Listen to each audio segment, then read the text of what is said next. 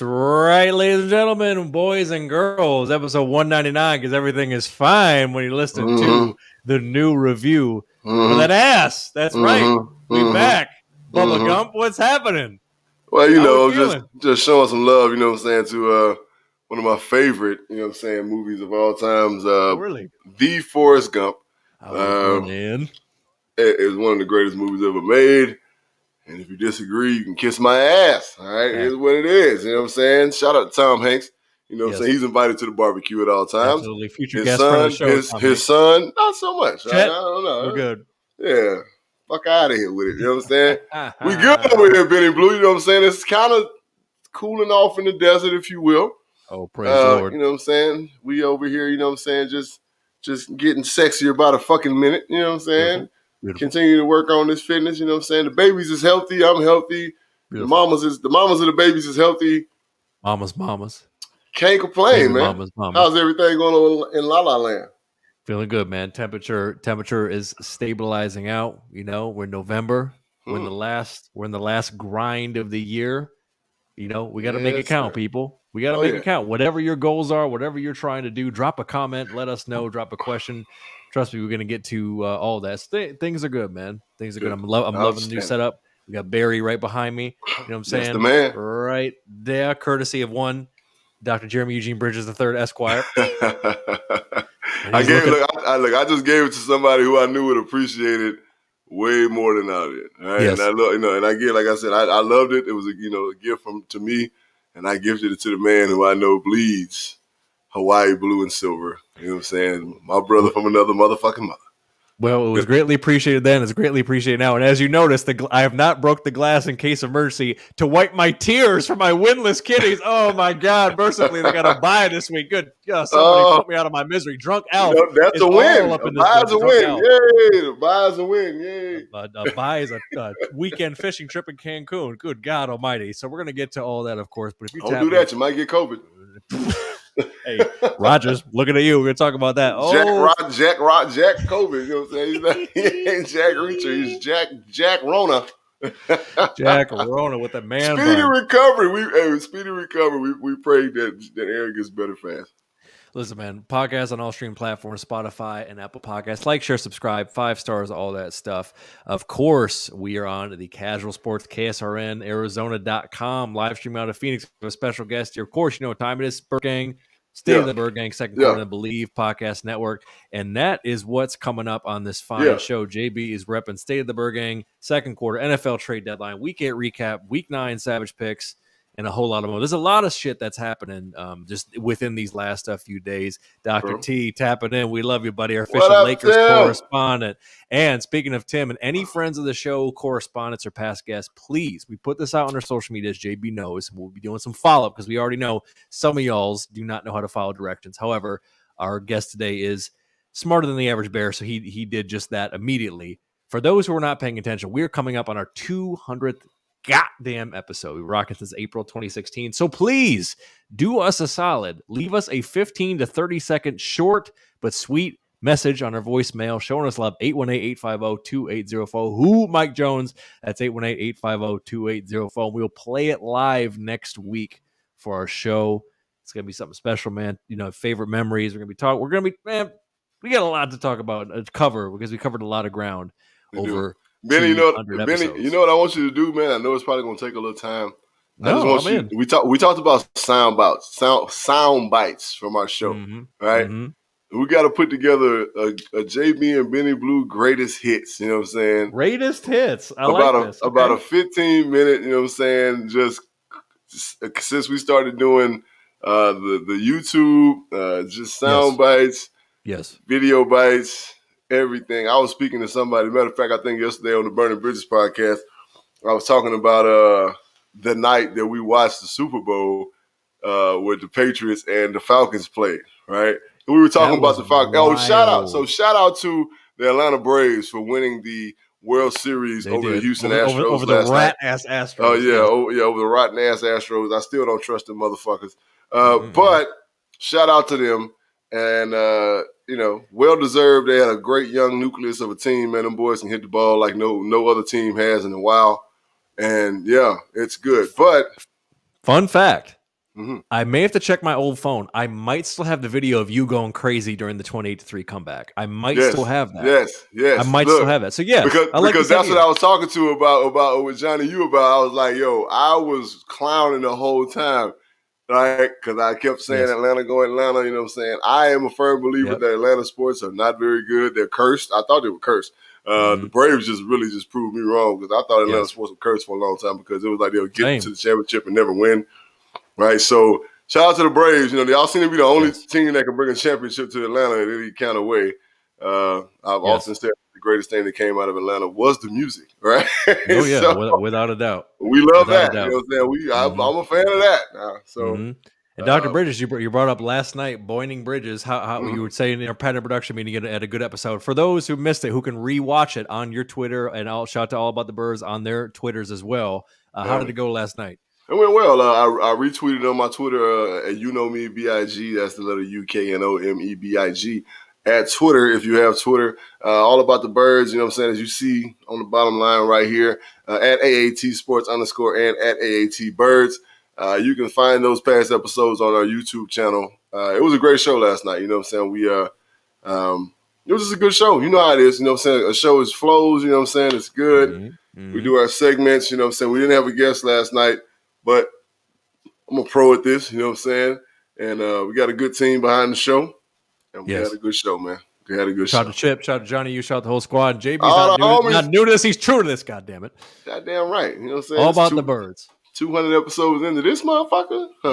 You got this shit, man. Exactly. And listen, for any sponsorship questions or hate mail, JB and Benny Blue Review at gmail.com. But remember, the priority here, leave us a goddamn message. Show us some love for the 200 episode we're going to play. And we're going to play a supercut greatest hits, including some reaction from way back in the day from that crazy-ass Jaguars-Patriots playoff game where we did a reaction video. Oh, that's going to be all in here, baby. We're going to be playing that next week. It's going to be good time down memory lane. I remember that vividly when Miles Jack caught that goddamn interception. And then the controversy if he held on to it. I remember that vividly, man. Shout out to Kev, man. Kevin Hayes Hip Hop. Our homeboy, you know what I'm saying? Plenty of game, you know what I'm saying? If you ain't following that man, follow that man all day.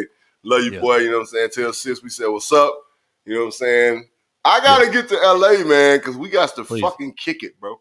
Yes, please. Please do. And you have a place to stay here with Barry looking over you.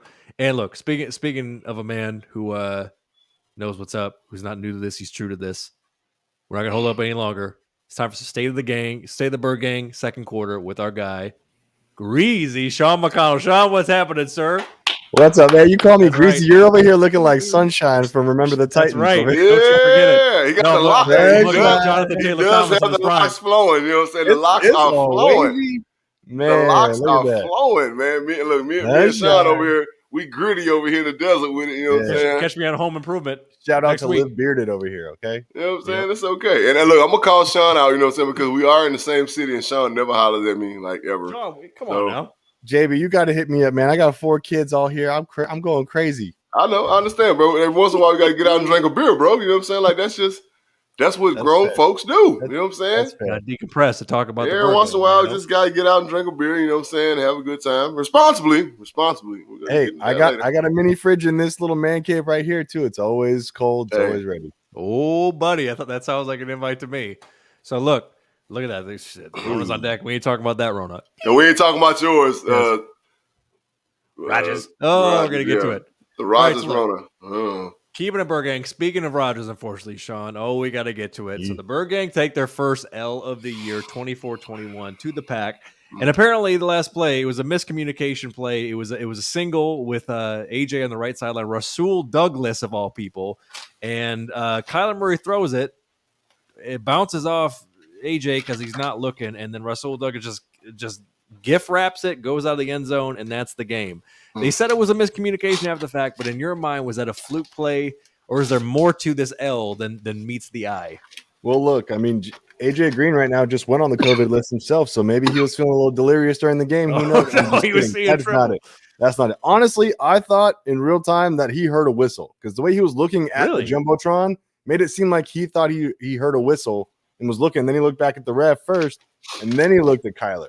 So I thought he heard a whistle, but they're going to say it was a miscommunication. Okay, then that's what it is. We have to take them for their word for it. But to me, it looked like he heard a whistle or he thought something else was happening.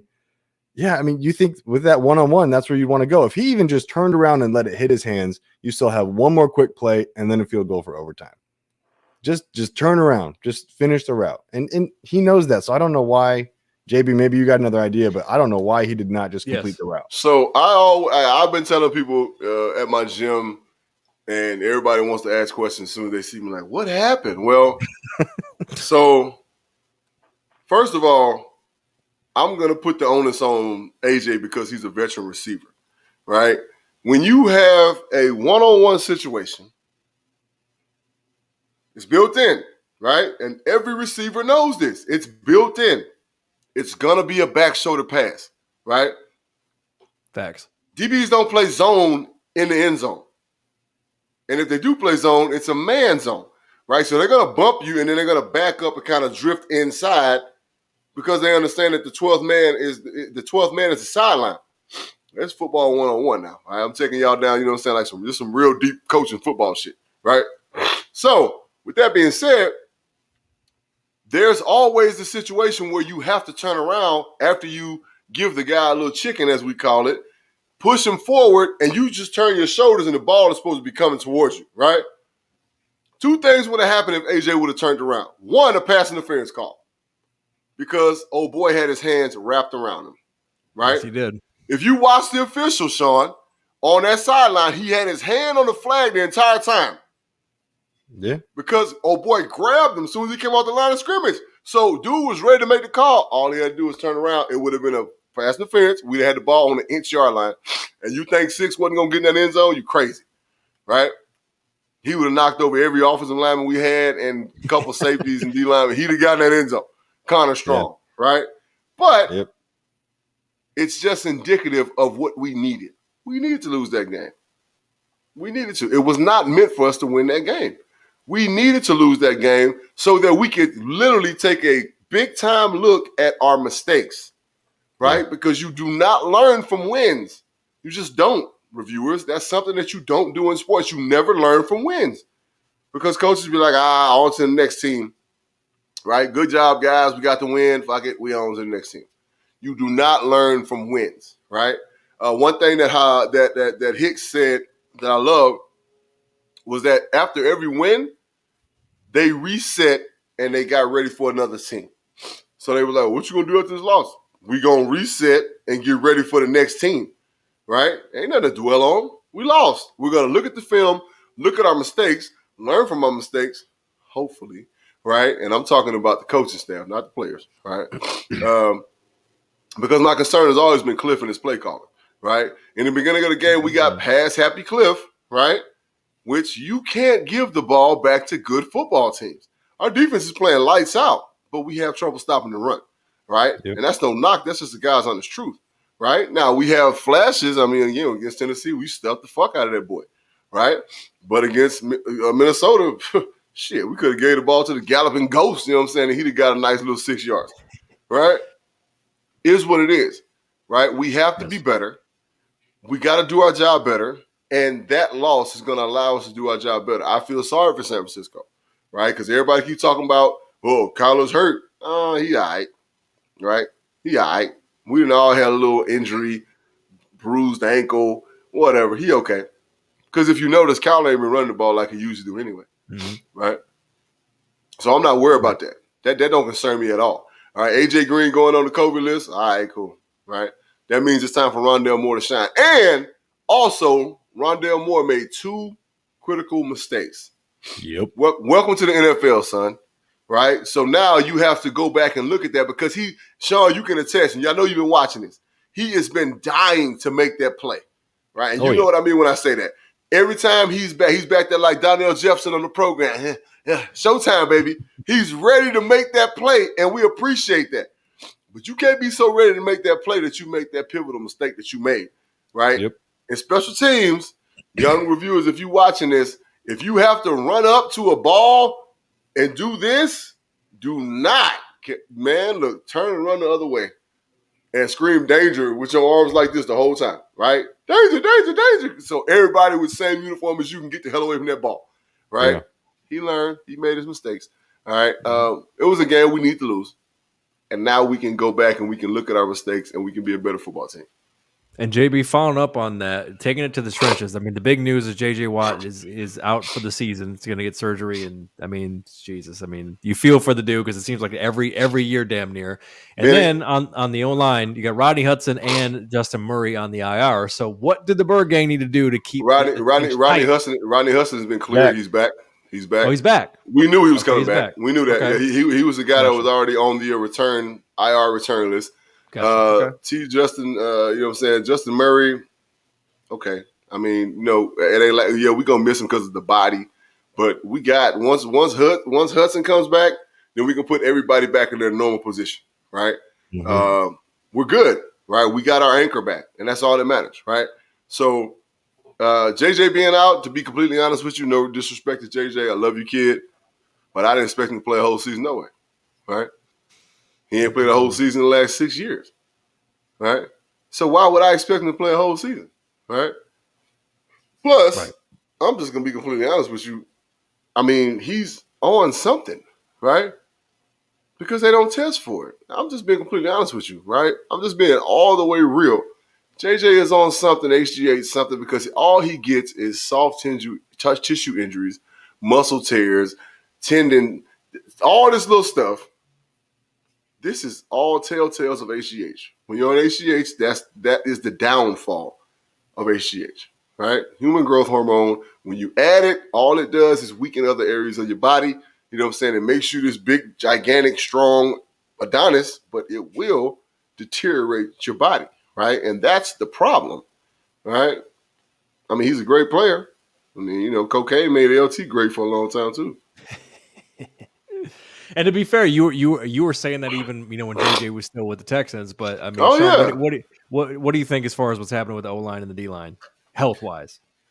Health-wise, yeah, I mean, it's a concern, right? The game is built on trenches. Luckily, Corey Peters has been activated, but I think that was 5 days ago officially off the COVID reserve list too. So we'll get him back. That'll be the big run stuffing that we needed. That's all we ask of him. That's all he does. Yeah, losing JJ was rough, but when we had that move made, it was kind of all right, how long are we going to have him? And once you figure out, okay, well, that's rough that JJ played through 4 tears in 3 quarters of football, but no one was ever questioning his toughness. We were always questioning his availability. That D-line is deep, extremely deep. I mean, you're looking at a guy that Gardeck played last year like his hair was on fire and was racking up sacks towards the end of the season. I would, at this point, though, hindsight would love to have Hassan Reddick back, but you can't, you can't always make those moves. Losing JJ it's a bummer, but it's not a deal breaker. It's not a season ender because that D-line is so deep. And I think the offensive line is deep as well, but it's just hard to always plan for where Murray's going to scramble to. Sometimes they just kind of get turned around, and that's just the way it goes. But I'm not really concerned about the offensive line's depth, especially with Hudson coming back. And with Peters coming back, I feel a little bit better about the run because that is the one thing that I say that this is the hole for this team. This team is really well built, and I would say the best all-around team in the NFL, but that is their weakness still. One thing, and I'm glad you said that, Sean, about where Kyler is going to scramble to. If I'm the quarterback coach, I'm telling Kyler this, all right? When you see that gigantic opening between guard and tackle, you need to run in there, right? Yeah. Take off, get what you can get down, and we're on to the next play. All of this scrambling around and turning circles, and brother, man, that's not it, right? That's not it. Let's go forward, get what you can get, and get your ass down, right? You make one man miss, hell, you might get 8 more yards, right? But okay, but let's do that as opposed to you twisting and turning, and that's how people get hurt, right? Because everybody gets in weird positions at that point, right? You have 5 offensive linemen who are doing their job. Okay, sometimes coverage is like Tecmo Bowl. Sometimes you're going to pick the right play and you're going to shut my offense down. So my receivers are out there and they're covered. All right, great. Well, that's cool. Well, you got one man to beat. Get on your horse in this beautiful escape lane that you got. Go get what you can get and get your ass down, and we're on to the next play. No holding calls, no none of that, because you ain't putting people in bad positions, right? A lot of people don't even look at the game that way, but that's something that you have to think about because that's how people get hurt, and that's how people get put in bad positions. Holding calls happen like that. because you're right. You don't know where he's going to be at. Well, and that's the development for Kyler. Because, I mean, honestly, you have to take what the game gives you. Sometimes they're going to give you 3 yards. You take those 3 yards and you need to see them and get back in the goddamn huddle. Or you escape through that little lane, keep your ass so you step up, escape trouble, move sideways, and now you can extend the play. As opposed to running around the backfield like Mario. Well, look, you're both taking me there, so let's get to it. Kyler Murray has been cleared. He's active. He has the left ankle sprain. Now, based on some of those things that you just illustrated that you both did, are you concerned, Sean? Are you concerned about his durability for the remainder of the season? Does that worry you at all? No, he's just the guy that always gets a little dinged up. It's been that way ever since he got here. He just kind of gets these little nagging things, a hamstring, an ankle. It's from all the mobility that he does. If he was a straight up pocket passer, probably wouldn't have these lower leg injuries, the dings all the time. At least we're not looking at big injuries. We're looking at small dings. And if he can play through them, maybe he misses one game. Maybe you try to limit him and pick which game he's going to miss looking at the schedule. I'm not really that concerned about it. Shout out to the Cowboys. Shout out to the Cowboys. I think that Colt McCoy is serviceable enough to say take us into a San Fran game or maybe even the Panther game. I'm a little scared more about that one, but I think that Kyler will be fine. I think he wants to play. He knows what's on the line for him as a potential MVP candidate. I don't think he wants to miss one game at all. So he's going to try and push it. My concern is if he's going to get blitzed out, that he rolls out and aggravates it even more and then has to miss a game. But, and again, that's where that came from, right? And it comes from coaching and knowledge and saying, I see the things that you're doing that are putting you in danger, right? Instead of just getting out of there, you're holding the ball too long, waiting on the big play. And like you just said, it ain't always the big play. Sometimes you got to take what we can get. And that comes with maturity. Now, he's night and day from the Kyler of last year to the Kyler of today. Night and day. Totally different quarterback. Smarter. He understands the NFL. He's had a slice of humble pie. He understands this shit is real. You're not in college anymore, boy. Right? These grown-ass men coming to fuck you up. Period. Right? Yeah. It is what it is. He understands it. I think he's grasped that concept. But, again, it's me as a coach. I'm telling him, look, man, these are the things you need to focus on to keep you healthy. Right? These are the things you need to focus on. So here's the thing that people don't realize, and again, we're finna go way in depth in football, right? When Kyler scrambles for 3 yards, that means that one man has to keep their eye on him because the threat of him running is too high, right? They call it a spy. Well, what that spy does is it takes away a zone, right? So now the middle of the field is wide open because if Kyler steps up and goes this way, well, guess where that spy is going? Same way, right? And then Ertz being here because he's a pro at finding that zone and finding that soft spot, it's going to be money every time. So either the guy got to choose to find Hurts or he got to choose to press up on Kyler where he's going to dump it to Hurts. It's money every time, man. It's like stealing. Like, it's literally like stealing. But he has to understand those escape routes, right? His escape routes are like this as opposed to doing that shit, right? Step up, move to the side. Step up, take off running. Step up, move to the side. That's all you need, right? Yeah. Because you're such a threat and you're so fast, that's all you need. He needs to be told that. And I hope that the quarterback coach is saying this shit to him because, I mean, that would make a huge difference. Like, literally, it would make us, and I hate to use the word, but it would make us fucking unstoppable. And that's the great news about it, though, JB, for Cards fans, is that Kyler isn't in his prime. He hasn't reached his ceiling. There's still more to learn and more to grow, which when you see that, and if you can retain a lot of this offense for years to come, that's extremely scary. Big time. Yeah, and JB, you took us right there. You mentioned Ertz, who's had a good start. We talked about it a little bit in our patent production meeting, but they made the trade for Ertz. But was there another trade that they could have and probably should have made before the deadline? No. I mean, we talked about, you know what I'm saying, potentially getting a big-time defensive tackle. Or I know Sean said, you know what I'm saying, Melvin Ingram, you know what I'm saying? And Fletcher Cox. Fletcher Cox was mine, and then Ingram was Sean's. Yeah, but at the same time, Sean mentioned already, our D-line is very deep, right? Big time. Like, we got guys that can play ball. You know, Allen coming back, you know what I'm saying? And, of course, Corey Peters coming back. That's big time right there, right? Yeah. Just those two coming back because Allen is playing great ball right now. Shout out to Brinson Buckland, D-line coach, my guy. he got them boys balling, right? Point blank period. You're only as strong as your weakest link type mentality, and he got them doing it, right? So it's beautiful to watch. So, yeah, would it have been great to bring in a Fletcher Cox? Hell yeah. I mean, he's a plug-and-play guy, right? You put him in, and he going to do his thing. You know what I'm saying? He going to stop the run well. He going to rush passing. But we good with what we got, right? We really are. The Ertz trade was right on time, especially with my man going out. What's his last name? Williams? Max Williams, yep. Yeah, with Williams going out, yeah, especially that was right on time.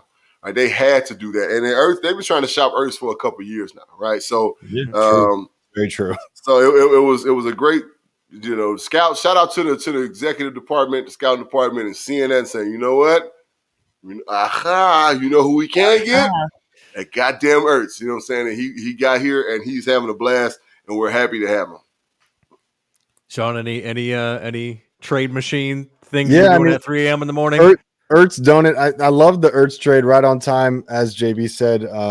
It's just something, especially a character guy that flew, even though he couldn't play, just to kind of sit with Kyler and get plays down right away.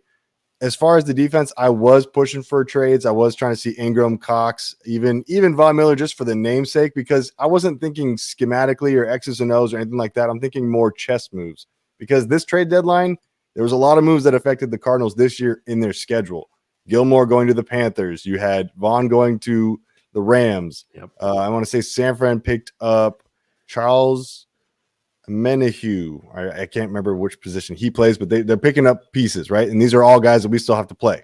So I was thinking, okay, as far as the schematic chess game type thing goes, you make another move, and they're going, man, the 7-1 could have been almost 8-0 Cardinals just made another move.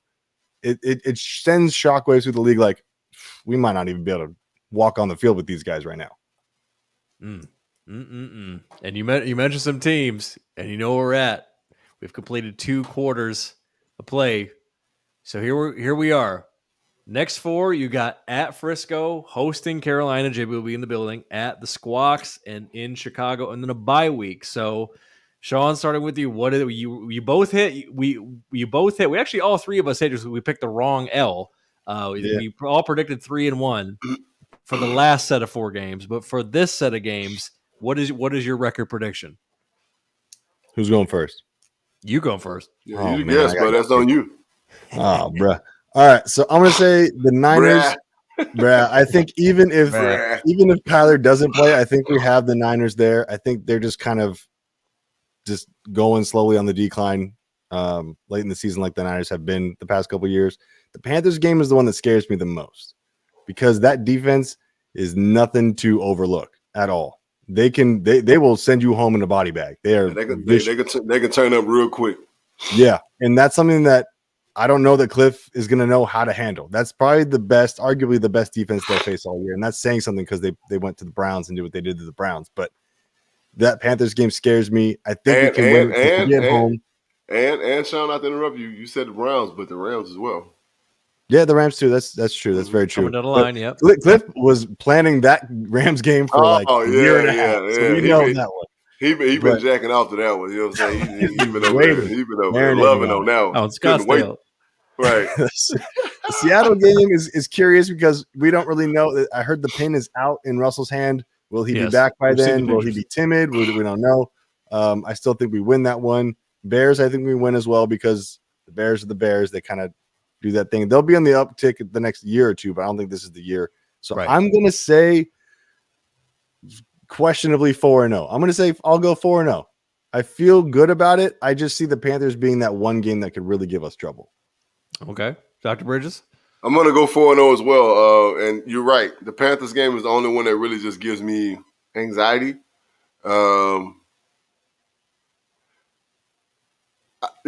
it's just from history, right? We don't play well against the Panthers, right? I don't know what it is. We just don't never play well against the Panthers. Now, this is a whole new team, and we know how dangerous our team can be, right? Sam Darnold is out, right? We don't really know what he's got going on. He's banged up. He's not there. He's there. He had a concussion, yada, yada, yada. And I have no doubt that we're going to be able to get to him because our offensive line is not that deal. So that's going to be the X factor that's going to help us win the game. our D-line versus their offensive line. We're going to be getting the Darnold hard and heavy. The young cat will come in the game because I ain't going to say we're going to get him out, but probably we'll get him out. And even if we don't get him out, we're going to rattle him so bad that he's just going to be fucked up completely. Seahawks, even though we play in the greater Northwest, we're just better than them.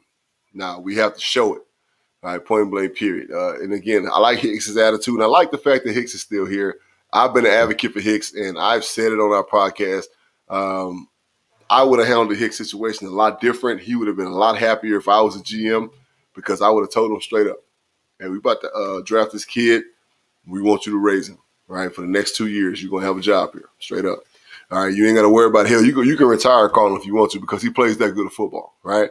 But the reset, right? It's about resetting and the next team up. There's nothing relevant about what we did last week, right? The only thing that matters is today. Nothing relevant about what we did last week, right? 1-0 every day, all right? So I like that about Hicks. I'm glad he's one of our leaders in our team in the Bears. The cold weather might fuck with us for a minute, and then by the third quarter, we'd be beating about 30 points. So, you know what I'm saying? Justin Fields will throw 3 interceptions, you know what I'm saying? This is going to be bad. So 4-0. Yeah. Okay. 4-0. I agree. I'm going 4-0 as well. I think my prediction for the Carolina game is I think the drunken golden toe gets a walk-off and they win with a field goal. He mule kicks a 62-yarder off a pint of hot damn. And, you know, I feel like that's going to be the jankified game of the schedule. But who knows? JB may leave this toaster with a job. So Benny, who knows? Benny, what did I say about the fact? What did I say our best offseason acquisition was? Prater. I'm still salty that we lost him. He's such a great kicker. Matt Prater. He'll be a Cardinal for the next 5 years. Oh yeah, I don't blame him. I mean, look, he was tired of the bullshit. He's like, I'm gonna probably retire here, and yeah, you got a good one. Prater's living good. You know what I'm saying? Eating steak and shrimp. You know what I'm saying? We chilling. Loving the weather. Right. You know what I mean? Enjoying that desert. So I'm taking 4-0 as well. But hey, after this next stretch of the bye week, Dr. McConnell will be on. In the meantime, sir, plug the KSRN family. What's coming up? What shows you're on? All the good shit for our folks, good sir. Right now, we're just keeping it simple. We got the Suns back in action as well, with the Cardinals right in the heat of a playoff chase. So it's that's right, William. Time. It's an interesting time. So shout out to Flex, by the way. Shout out to Flex. We'll be back on soon. Our Suns, you know what I'm saying, affiliate. Yep, he's on. And then what else? What else are we plugging? Nothing big in the works. We got to do another roundtable with everybody. You know, that's always where we get the most fun. Oh, no, they don't want to come on, Sean. They don't want to hear my mouth. They don't want to hear my mouth. You know what I'm saying? Earl already texted me and was like, "Oh, I hear you bagging on me." They don't want to hear my mouth because I got something for Ed too. All right, because he was hell bent on my Cardinals being trash. That's fine. I got you, bro. I got you. Don't worry about it. They don't want to come on a round table shit, Sean. And Mitch, we still got to find him. We sent a Raven. We got to find him. We got to locate Mitch. We don't know where the hell is Mitch. Yeah.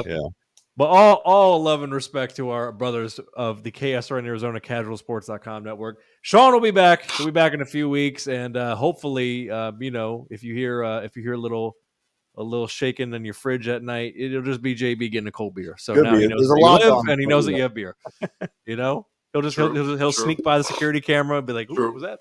I gotta get some Coronas. Is that a bear or JB? He's fucking drinking Corona Premier. Corona Premier is that, right? It's only 90 calories, bro. It's all about the sexy, bro. It's all about I got the Michelob Ultras. Those are the lowest ones. Commercial. And I'm all for it. The cardio and a Michelob fucking Ultra. Oh, good God Almighty! All right, Sean, we love you. Thank you for the voicemail. Thanks, we'll be playing it next week, and we'll see you in a few weeks. See you. Yeah, oh, that's your brother.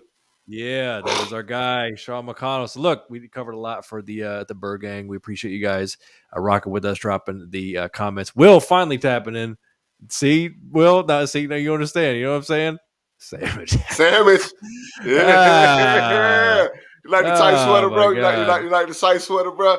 You know what I'm saying? Hey, it's all about the sexy right here, bro. You know what I'm saying? We doing the damn thing. Ain't no problem. Speaking of merch, Birdgang fans, please tap in jbandbennybluereview.com. Use code Kyler or Birdgang for 50% off and free shipping on your order. And JB, we are working behind the scenes. We are working. If Instagram will stop fucking hating on us, we're finally going to be able to add our shop feature to our Instagram page so people can buy it just straight from our Instagram page. You know how people are. You got to put the shit right in the people's faces. You got to put it in their face.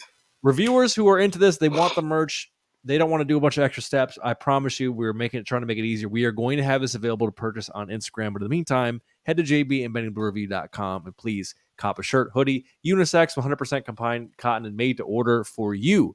And of course, if you're feeling stressed out, tap in with our friends over at savagecbd.com. Use code REVIEW for 15% off your order and free shipping.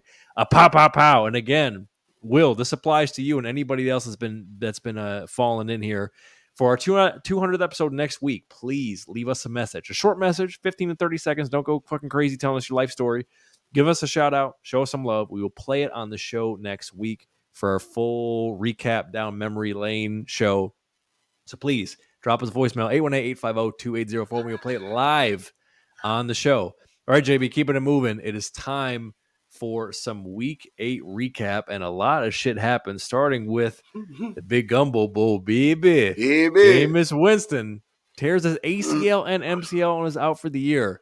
They've already tried to say that they're not going to have Cam, but I got to be honest. In your opinion, behind the scenes, is Cam on line one, or are they going to go with Trevor Siemian, Taysom Hill? I'm calling Cam, right? Just to be sure, right? Just to be secure, right? Mm-hmm. Trevor Siemian is not a bad option. He came in, he played good ball, right? Good ball as you can play in this situation, right? Yes. The problem with the NFL is that when you start to put film out there, then people know who the fuck you are, right? And Siemian has been in the league, what is this, his 6th, 7th year? Something like that. He's been kind of a journeyman backup. Yeah, I mean, he's, again, solid player, backup, he's there. But Taysom Hill is not the guy. I'm sorry, he's not the guy that's going to lead you to the promised land. He's a gimmick dude. Good to have on your squad because he's the guy you can bring in and get your Tim Tebow on and get 2 yards, you know what I'm saying, on the quarterback, whatever. He's a big body, he's athletic, he's strong, he's all that shit. But he's not a fucking NFL quarterback, okay? So Cam Newton in New Orleans would be magical. I'm sorry. I'm just being for real. Cam Newton in New Orleans would be magical, bro. Like, it would be magical. Yeah, and I think it's worth bringing him in the roster. And if for the reviewers saw on the page there, so he got taken down by Devin White and the Bucs there in the second quarter, and he got horse collared. So he got horse collared, yeah. Kind of roll up leg caught and some bullshit, bro. I mean, listen, the Saints are still at a point now where they are. I mean, they still are in the season. Like, they still have a shot. I mean, they're 5-2. Right. They're 2-1 at home. So, like, their season is not over. Like, why wouldn't you call Cam? Right. They're right doesn't there. Doesn't mean you have to play this week. But, right. I mean, you got him there, you know what I'm saying? Get him in, give him 2 weeks to learn the system, and then, get his ass going. Shit. Right. You know he'll be fucking clowning New Orleans, the fucking New Orleans. He'll look like a character off the fucking Princess and the Frog. You know what I'm saying? That bitch. You know what I'm saying? Oh God, he's gonna bring his own Mardi Gras beads. You know what I mean? Like, he's gonna just be draped up in Mardi Gras beads and feathers coming out of his hat. The whole shit. Better believe it. Oh my God. All right, keeping it down. There's been a lot of injuries, bro, and you feel for the guy because he's an absolute animal. Derrick Henry will get foot surgery. There's no timetable for his return. They just signed AP Adrian Peterson to the practice squad. He'll eventually get activated. Do you think their offense is going to adjust? Is Tannehill going to step up? Are they going to still make some plays? Yes, I do. I believe all that shit that you just said is going to happen. I think they're going to be okay, man. I'm not, you know what I'm saying, counting them out. I don't, you know what I'm saying? I think they're going to run their offense the way they run their offense. I think they're going to play bully ball on defense. You know what I'm saying? They're going to play bully ball on offense. They're going to live off the big play action. They still got Julio. They still got AJ. Right? Come on, man. It's like I get it. Travis is their guy. Is it Travis? Derek is their guy. But, like, bro, you got it's next man up. That's the NFL, man. It is what it is. Like, you know what I'm saying? They're going to miss him. They're going to do all they're going to do to get him back as fast as they can. But he ain't going to never be what he was, you know what I'm saying? And that's just being completely honest, right? The motherfucker is a monster, and he's a monster because he's a monster that's completely healthy, right? So his cuts and all that stuff, he depends on his feet to do what the fuck his feet are supposed to do. Until he feels completely healthy, he gonna be, he gonna be a good running back, but he ain't gonna be the same dude. Yeah, I mean, it's tough to tell the severity of the industry, especially when there's no timeline. But I think this is a great opportunity for the Titans, and kind of like what you said about the Birdgang, as far as like needing that slap in the face. Their offense kind of needs that slap in the face to understand that you guys have to be able to do other things than depend on Derrick Henry to do the heavy lifting and kind of, obviously bail them out. I mean, you got Julio for a reason. Obviously, you still have AJ Brown, and Tannehill's been playing decent ball. And you're right, Will. I mean, you can put anyone in the backfield. You still got to be able to block, but obviously that man can do some dangerous things second level. So I'm very interested to see, because they're in a division. You got Jaguars, you got Colts, you got Texans. They're even without Derrick Henry. That's still a very winnable division for them. So we gonna see how it happens. We gonna see. All right, now getting into trades. We're talking about our patent production meeting. The Broncos got Von Miller. They agreed to take on the $9 million of his 9.7, and then they were slinging some draft picks back to get him. And then the Steelers traded Melvin Ingram to the Chiefs, and the Chiefs have been all types of wonky and topsy-turvy and shit going on. Of these two trades, JB, who do you think is going to make the bigger impact on their team and why? On their new team, I should say. Melvin Ingram. And again, we talked about it in our patent production meeting. Von is still a good player, but people have figured Von out, right? And then Von has not been healthy, to be completely honest. He just hasn't been healthy the last couple of years. Melvin Ingram, this dude's a monster, right? Has been ever since he was with the San Diego Chargers, right? That's how long he's been with them. Now, for him to come into Kansas City, and Ford is a little banged up, but his hamstrings are getting back right. As we saw at the end of last week's game against the Giants, he's starting to look a little bit like himself. But what that's going to do with Ingram is going to take the pressure off Ford. They're not going to be able to double team Ford anymore. All right, they're not going to be able to double team big boy in the middle. What's his name, Jones?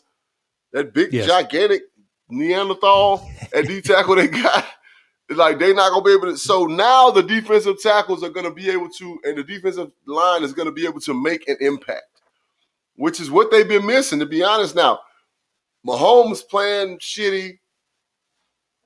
That shit's going to come to an end. Andy's going to get that shit together, right? Bieniemy, they're going to get that shit together, right? Greg Lewis at receiver coach, they're going to get that shit together, right? They're going to get everybody in sync. Their offensive line is the problem, right? And has been. And has been the whole season. So what you need to do is you need to start to give the offensive line love, right? Start to favor them. Make them run the ball better, right? Start to do different things in the run. You got to start to go east and west a little bit as opposed to north and south, because they're not doing very well going north and south, right? You got speed, so use it. They got to get a little more creative. But I think that our man Melvin Ingram is going to have a huge impact, right? And the Packers are about to go through hell. They ain't got Aaron Rodgers. They got their kid playing. They about to go through hell, right? Mm-hmm. That's a good way of putting it, Will. Vaughn will add to that group that's already doing good things. Melvin is actually going to be a playmaker. So that's a good. I honestly think Vaughn is going to open holes in their defense, and that's going to take a little while for me to explain that, but I think he's going to open holes in that defense, to be honest. In a positive or negative, you mean? Negative way. Ooh, okay. So, sometimes you can have too many weapons on defense, bro. Like, I mean, let's keep it all the way funky. Like, we thought Khalil Mack was just gonna be the God savior for the fucking for the Bears too, huh? Right? Because they had a hell of an edge rush on the other side. They have a big time defensive tackle in Hicks. They have two big time linebackers in the middle. Mm-hmm. What Khalil Mack doing this year? This is true. Nothing. This is true. So yeah, Vaughn going there is cool, but yeah, I don't think he'll play the rest. I don't think he'll play a whole season, and I don't think he'll have the impact that people think he will. Well, JB, speaking of a team that, has playmakers and maybe too many playmakers, the drama continues.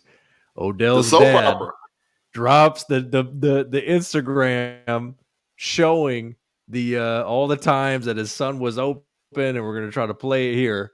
And I mean, look, is this going to be a situation where, are they going to adjust, or do you feel like Odell needs a fresh start at this point? Obviously, past the trade deadline, they're probably not going to cut him. But what are your thoughts on all this? Man, Odell just needs to continue to play ball and shut the hell up. And Odell needs to tell his dad to shut the fuck up. Odell needs to tell his dad to mind your fucking business. I understand I'm your son. You want the best for me. I get it. But I don't need that right now, right? Because all that's going to do is cause turmoil in the locker room, right? They're already struggling as to where we thought they were going to be a decent team this year. Injuries have hit them hard. Both their running backs are going through it. OBJ dad about to pull up on him. Pull up on old Baker, right? I mean, but he needs to kick the fuck back, man. Like, chill. Odell needs to play ball. Shut up. Do your job. And because understand that you are at this point auditioning for other teams, right? Yes. You're trying to make yourself attractive to other ball clubs. So you need to say, okay, I'm gonna roll this thing out. You know what I'm saying? They're probably gonna end up cutting him at the end of the year.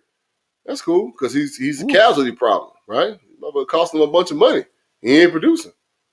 In the NFL, that's a problem. So yeah. I mean, dad need to chill the fuck out. You know what I'm saying? And then Odell need to just keep playing ball.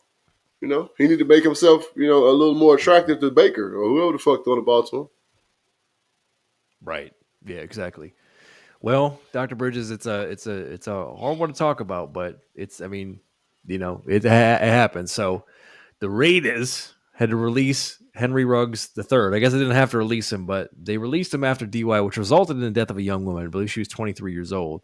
And allegedly he was going 156 on the surface streets. He's facing 2 felony charges.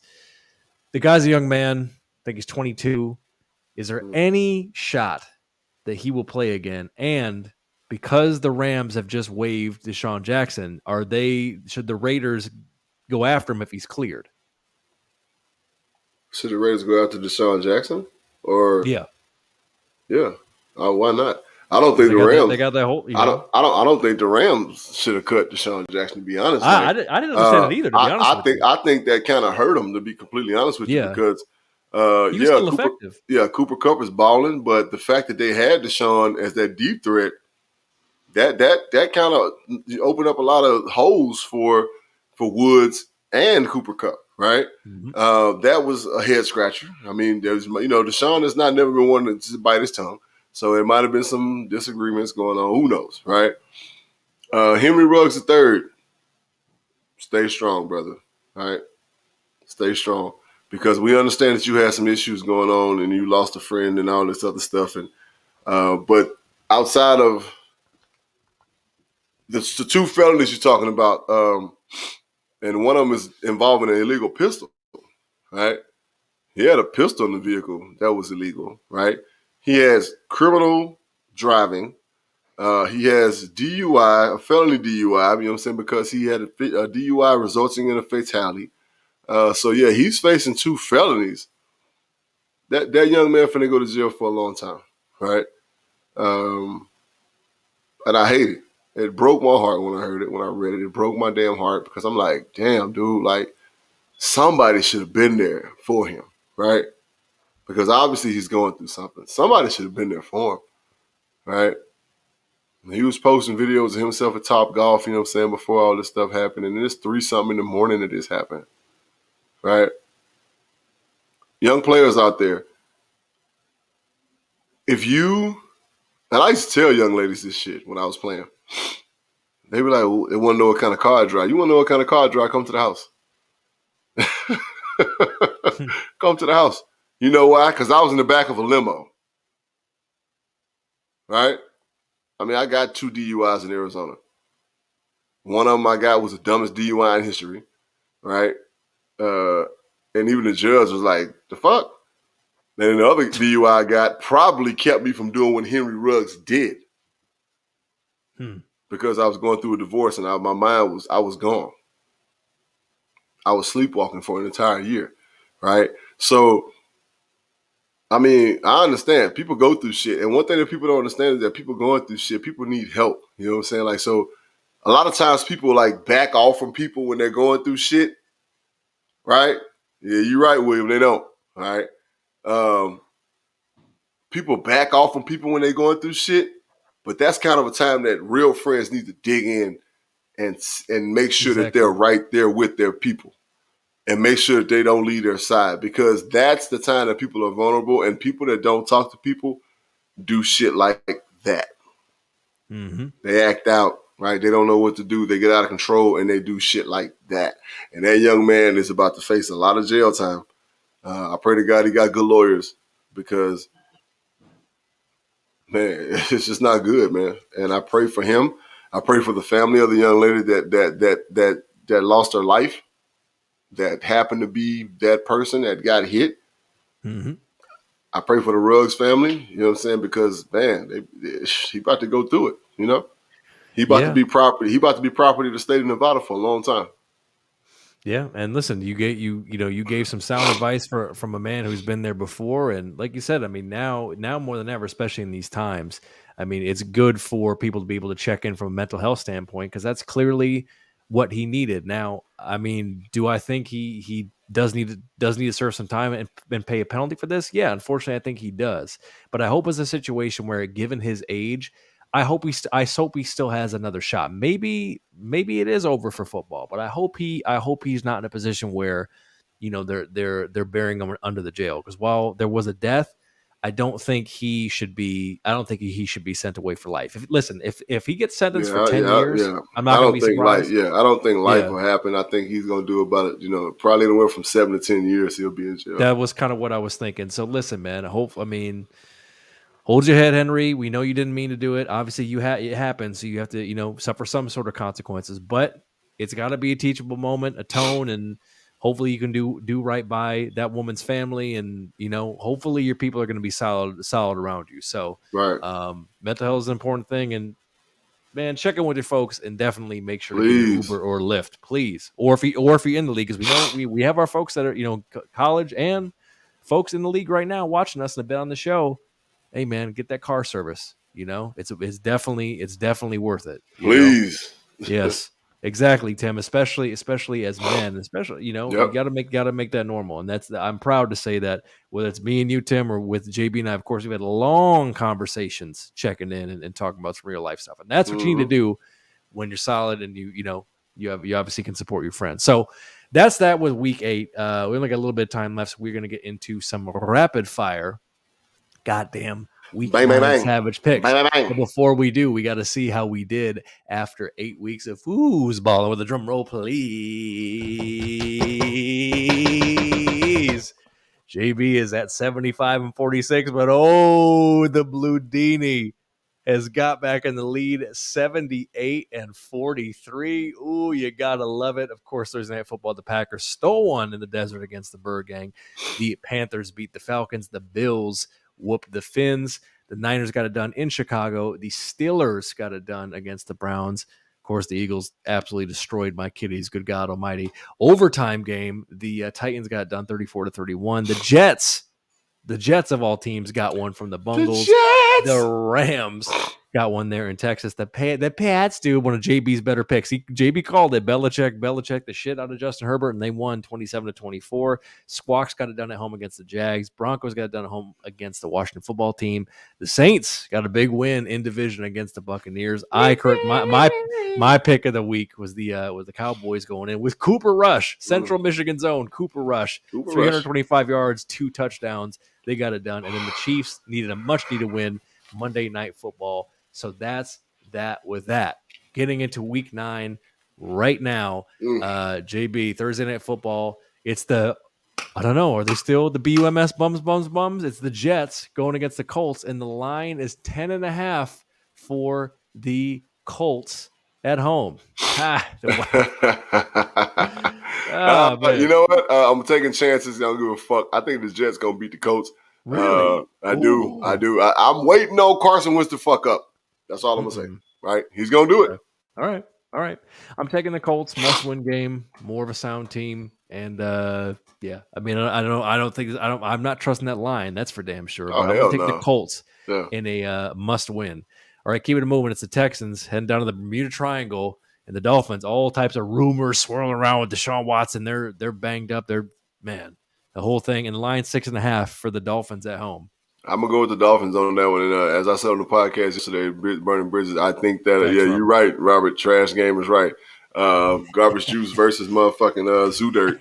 But I'm gonna go with the Dolphins. I'm gonna go with the Dolphins because of Flores, right? Just experience of coaches. You know what I'm saying? David Culley's in Houston. We get it, and I think he's doing something really good. But I feel like Flores and then we're gonna put it together and get the win. I agree. Too much instability at quarterback for the Texans, and hey, this game might be manure smashed into the dirt. But I'm taking the Dolphins. Definitely don't trust the line, but I'm taking the Dolphins as well. All right, the Broncos are coming down from Mile High to go. Ding, ding, ding. How about them Cowgirls? I mean, them really good Cowboys, and the line is 10 for the Cowboys at home. Jerry World. I think that the Cowboys get it done. I wouldn't trust the line because that's just maybe not. We don't know if Dak's gonna play. They're kind of contemplating resting Dak again. But the Denver Broncos are a train wreck right now. So roll with the Cowboys. Yeah, I agree with the Cowboys. I mean, the thing that show why the Cowboys are a contending team right up there with the Birdgang is even with Cooper Rush, they just picked up where they left off. Now, obviously, they're better with Dak, but that just shows how sound that team is this year. And I don't see them screwing the pooch there at home against the Broncos. All right, it's the Vikings against Wills, quote the Raven nevermore, and the line is 5.5 for Baltimore at home. You already know what I say. When you go to Baltimore, you got to be more careful, bro. And Minnesota won't do it. So, yeah, I think Baltimore's purple beats Minnesota's purple. Yeah, I agree. Ravens got too much for them. To be honest with you, man, I think the Vikings need to commit to a rebuild. The Vikings are way too much like this. Like the Vikings ain't going anywhere. Like this ain't. They're gonna win some jank ass games. They're gonna lose some other games that they probably should have won. Like I said, our Savage preview at the beginning of the season, the Vikings really ain't shit, even if their record says otherwise. So I'm taking the Ravens as well. All right, my friend, it's the Pats, dude, going against your former employer, and they have Stephon Gilmore, former Pat. Keep pounding Panthers, and the line is 4 for the Pats on the road. Does that explain it? It's on my cover. All right. Keep pounding, goddammit. Does that explain it? Just keep fucking pounding. As Mike Rucker used to say, keep sticking. All right? That's right. Keep sticking. Cat scratch people, baby. Interesting. All right. I'm surprised. I mean, listen, I get why you picked them, but oh, you know what? I take that back. I forgot. You know what I'm saying? Because yesterday I picked New England. I just feel like Belichick, and let me get it right. I got excited. Let me get back. I feel like Belichick is going to put a plan together defensively to take out the Panthers. All right, that's me coming back to my senses. Yeah, so I got to pick New England on that. I was going to say that was a smooth almost take back. It's like you're pushing down the button and you almost push it. I was backpedaling fast than Deion Sanders. You talking about? I'm taking the Pats. Too much consistency on offense and too much confusion on defense for Sam Darnold or whoever's going to be back there, because that's the other thing. It's kind of uncertain about what's going to happen there. That's yeah. All right, keeping it moving. This one, the Bill Mafia in Duval, and the line's 14.5 for the Bills on the road. Shit, hey, I'm gonna take Buffalo, and I might take the line. Okay, so bad. Buffalo gonna get the job done. I mean, it is what it is. All right, I am taking the Bills as well, and Urban Meyer might be caught at a loose local dive bar with a woman who's not his wife. Who knows? Who knows what's going on with that dude? Never know what that can. All right, Ohio matchup is the Browns headed to the Bungle, the big chili bowl. Someone get that dog some water. Good God Almighty! That's how it sounds right now. You sound like an outside. You sound like an outside dog trying to get in, and the line is 2.5. That's what they are. Right? Yeah, they're trying to get back in there. 4-4, and the line's 2.5 for the Bengals at home. Yes, the Bengals win the Battle of Ohio. Ooh, okay. I'm going the other way. Bulletin board must-win game. I'm taking the Browns on the road to get a much-needed W, and Odell is going to make some plays. That's right, Odell. Remember this. Odell's at least getting one. Just remember this. At least getting one. Baker going Baker. All right. Baker is going to Baker, but it's a must-win game. It is. I'm taking them. All right. Now that this next matchup, JB, became a little bit more intriguing. NFC South, it's the Dirty Bird Falcons going against the Gumbo Bowl, baby. Damn, I wish I had some gumbo right now. Shit. Very tasty. And the line is 6 for New Orleans at home. who are with Trevor Siemian now. Well, the defense is playing lights out. So yes, and then of course, Sean Payton, the mastermind that he is. They're gonna put together a plan, and the Falcons, they just don't score enough points, man. So okay. Yeah, I agree. I'm taking the Saints as well. Definitely some strong home field advantage in this one, and I'm taking them as well. All right. Oh my God, it's the Raiders. The Raiders. The drama filled. All my children. Oh my General God. Hospital filled Raiders. Days of our lives. Raiders. Days of our lives. Raiders going to the East Coast road trip against the GE man, who almost stole one from the Chiefs, and the line is 3 for the Raiders on the road. I'm gonna go with the G man. They showed that they can be a decent football team. That defense played really good ball against the Chiefs. Came down to the wire, and I think Vegas is in disarray right now. So I'm gonna go with the G-man. I'm taking the Giants as well. Listen, the Raiders recovered well from John Gruden, but they're not going to recover that easily. They're going to need a week after this. That deep threat, man. Shit. Yeah, deep threat. And he was their deep threat. I mean, he was that guy. He was on our fantasy team doing numbers. So, listen, I'm taking the G-men as well. All right, it's the LA San Diego Barstow Bakersfield Chargers going on the road against the EAGLES Eagles, JB's drafting team, and the line is 1.5 for the Chargers on the road. I picked the Eagles. Ooh. I honestly think that your man Herbert got exposed last week, and I think that when teams expose a quarterback, then you can bet your ass that the next team is going to do similar things to that quarterback, and it shows that he has trouble with certain things. So I think Philadelphia, I think the link is going to be on fire. They're 0-3 at home, and they're starving for a dub. And it's about that time. So I've never had faith in the Chargers, and I think the Eagles are going to beat them this week. I think this is a pick'em game. I'm going to take the Chargers. I think the Chargers are going to go in there and steal one. I feel like it's must win for them. But I could see this being a pick'em game. I definitely don't trust that line. And you're right. The link is going to be on fire. Man, especially it's going to be Big crazy. win last week against my Kitties. So I'm going to take the Chargers, but hey, this might be the one that I drop. All right, this one just got a lot more interesting. It's the boom, boom, boom, boom, boom. Aaron Packers less Chiefs team. Chiefs. Go Pack go. Chiefs. You made that easy. Chiefs. I'm taking the Chiefs as well. Chiefs are going to start getting a little hot. All right, JB. We covered it here at State of the Birdgang with our guy Sean. Birdgang heading up to Frisco, and the line is 1. The line was actually even before they. Yeah, it was even. It was a pick'em game. Yeah, on Kyler. Mm-hmm. So why did the Birdgang get it done? Defense, offense, special teams. 3 phases. We get back to playing ball. Right? Yes. Because we've had a long week. We've had time to literally dissect our problems. Yeah. That's enough. I agree. Birdgang definitely are coming off that loss. But like you said in our first segment, they kind of needed that one. It's going to be way too much firepower and too much inconsistently and mistakes, primarily turnovers from Jimmy G. So I'm definitely taking the Birdgang. And I think I'm actually probably going to bet that line. I feel like they're going to definitely win by more than 1 point. So I'm taking the Birdgang as well. All right, a couple more gangs. Sunday Night Football. It's a tighten up Titans without Derrick Henry going against the LA Rams, and the line is 7.5 for the Rams at home. Oh man, I don't know, man. I think something tells me. Something tells me on this one. Something tells me that the Titans are going to mass up because they're a healthy football team, right? Mm-hmm. Outside of Derrick Henry going down, something tells me the Titans are going to mass up and play a big-time version of bully ball. Mike Vrabel is going to watch the film of the only game they lost to these cats, right? And he is going to duplicate what we did. You take away number 10, they are an average football team. Right? Point blank, period. I don't care all the movement and shaking, all they do. You take away number 10, they're an average football team. I think Vrabel is going to capitalize on that because their defense is good enough. They have a very aggressive defensive line. I think that the Titans go steal one in SoFi Stadium on Sunday.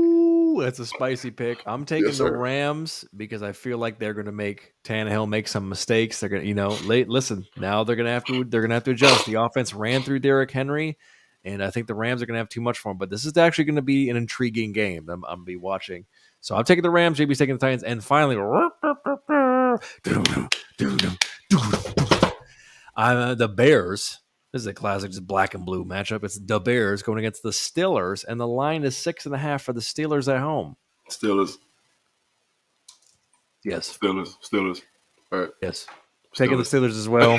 I feel like the defense gets hot and makes Fields make mistakes. And bye weeks, my kiddies mercifully have a bye week. Good God Almighty. The Squawks, the Bucks, and the Washington football team. And that's it. We'll see who's right, who's wrong, who's both right, who's both wrong. We're running short on time, so I'm not going to do super long on this. But God damn it, we have to unleash an edition of Blues Got Time. Oh, my God.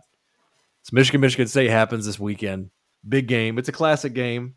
Now, Michigan State got their breaks, but Michigan had the lead, and they should have won that game. And it really came down to some, quite frankly, some boneheaded decisions by one Jim Harbaugh.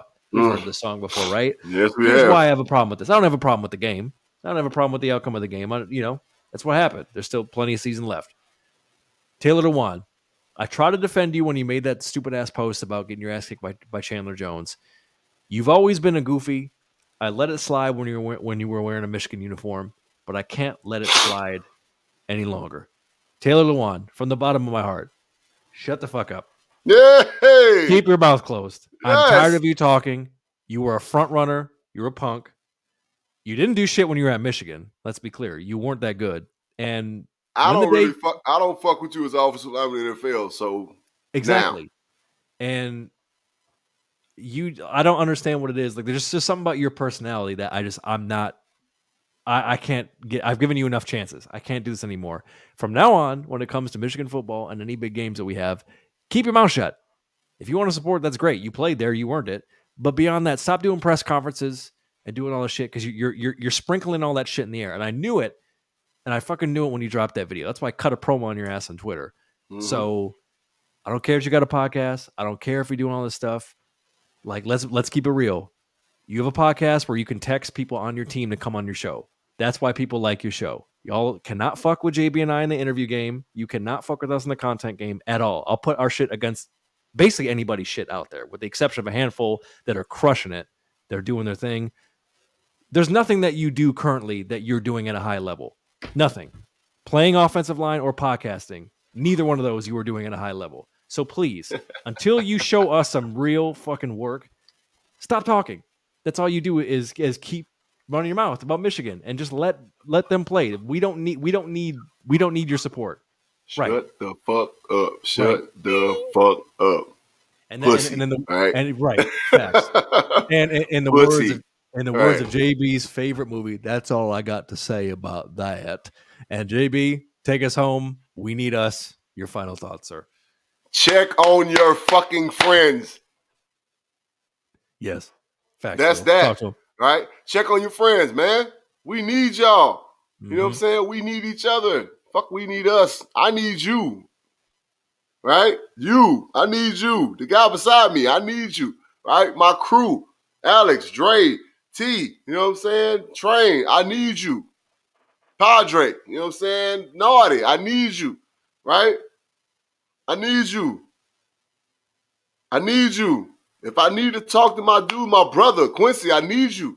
Right? We are men that need to open their fucking mouths and talk. Point blank, period. Here's what it is. All right? We appreciate y'all. This has been the JB and Benny Blue, episode 189. Follow us on at JB and Benny Blue on all social media platforms. Go on YouTube, man. Subscribe, like all that shit. Podcast on Spotify, Apple Podcasts. Like, subscribe, share, 5-star reviews on iTunes. We're available on the casualsports.com, live stream radio in Phoenix, and the Believe Podcast Network. You better believe it. We believe. All right. Fuck with me on Tuesday nights, man. The Burning Bridges Podcast live streams. All right, man. Saying all about the Birds Network and at AAT Sports _network, man. That's the movement. Better get with us, man. The 200th episode, all right, is coming up. We need you to contact us, man. 818-850-2804. Leave us a goddamn message. Tell us what you love about the show. Tell us what you hate about the show. All right, fuck us, love us. It don't fucking matter. It's all good publicity. Now we need love, right? Like LL Cool J, motherfucker. Yeah. We need love. So fuck with us, man. We appreciate it. It's been 200 episodes, and it's coming up. Can't express the gratitude, bro. Cannot express the gratitude that me and Benny have for the people that have rocked with us and the people that love us, the people that show us the love from week to week. Watch our YouTube channel. We need more love on YouTube. You know, me and Benny are going to do a better job of putting that out there because I don't think we do a great job of that. We need to make people understand that we do have a YouTube channel, and you can go check us out. We're going to give you guys more content, right? Yeah, more reactions. Yep. We are a lot more than the podcast. Trust me when I say me and Benny are going to do a better job of that. Yeah, without a doubt. Me and Benny are going to do a better job of that. I can guarantee you that 2022 is going to be a better year. I can almost guarantee you that. Lots of evolutions in many ways. Going forward, man, again, we just appreciate the hell out of y'all. Benny Blue, I love you. All right, you know what I'm saying? Too, I'm glad, you know what I'm saying, you're doing your thing over there with Sis. I can't wait to get over there and kick it, meet that woman, because I haven't yet. All right? I'm coming. Look Don't worry about it. I'm coming, bro. You know what I'm saying? I'm on the way. You know what I'm saying? Hey, that's friends checking in with friends, reviewers. That was a theme of this episode. Friends checking in with friends. Better know that. You know what I'm saying? Have a great evening, reviewers. You know what I'm saying? We love y'all to death. All right? To death. Reviewers, we love you. We'll see you next week for episode 200, Wednesdays, 7:30 Pacific, 10:30 Eastern. Of course, check us out on podcast form if you missed it. And that's it. We love you. Leave your voicemails, 818-850-2804. Until next week, we are out. Peace. Holla.